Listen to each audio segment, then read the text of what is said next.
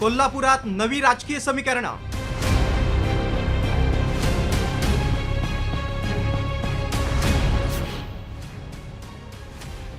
गोकुळचं मैदान राजकारणाचा आखाडा.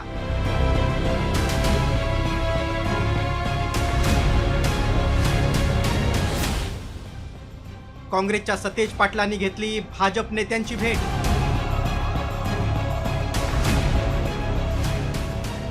गोकुळ दूध संघाची निवडणूक प्रक्रिया सुरू झाल्यानंतर राजकीय संघर्ष तापलाय.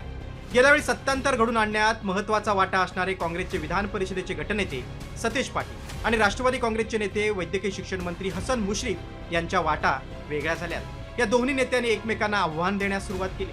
कोणत्याही स्थितीत गोकुळ ताब्यामध्ये ठेवण्यासाठी सतेज पाटील यांनी कंबर कसली.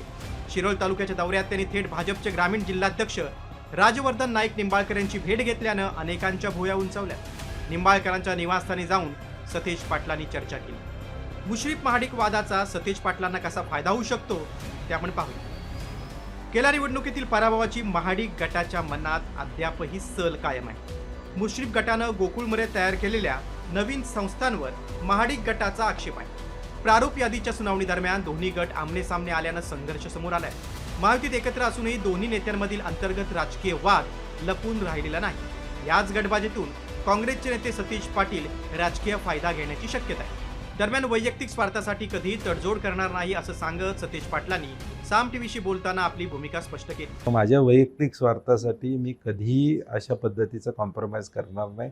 मला निवडणूक 2028ची कशी लढवायची हे निश्चितपणे कळतंय, कारण की मी आतापर्यंत अनेक निवडणुका लढवलेल्या आहेत आणि म्हणून ह्या 5.5 लाख शेतकऱ्यांची संस्था ही कुणाच्या ताब्यात असली पाहिजे, एक विचाराच्या ताब्यात असली पाहिजे, ही भूमिका माझी या ठिकाणी.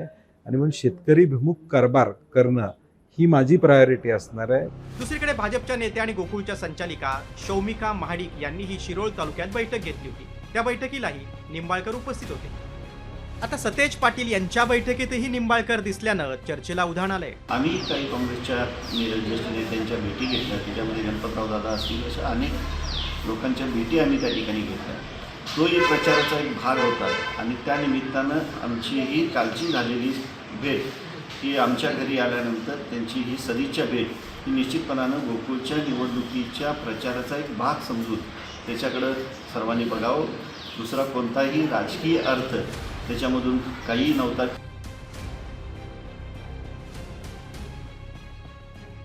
गेल्या वेळी महाडिकांना रोखण्यासाठी आमदार सतेज पाटील आणि मंत्री हसन मुश्रीफ एकत्र होते. आता दोघांमध्ये सलगी नसली तरी मंत्री मुश्रीफ आणि महाडिकांमधील संघर्ष तीव्र झालाय. आता सतेज पाटलांनी भाजप नेत्यांची भेट घेतल्याने जिल्ह्यात नवीन राजकीय समीकरणाची चर्चा सुरू झाली. त्यामुळे आमदार सतेज पाटील नेमकं कोणाला सोबत घेऊन कोणाचा गेम करण्याच्या तयारीत आहेत याबाबत कमालीची उत्सुकता आहे. राहुल गडकर, साम टीव्ही, कोल्हापूर.